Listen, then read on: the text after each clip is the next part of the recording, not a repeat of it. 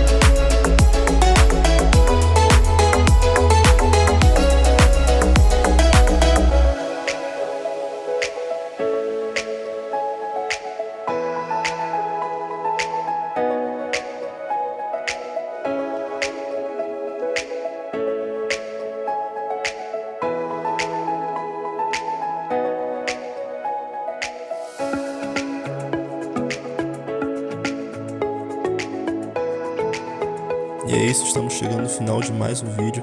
Espero que vocês tenham gostado. Deixe seu like, se inscreva no canal, que isso ajuda muito a gente a continuar com esse nosso trabalho.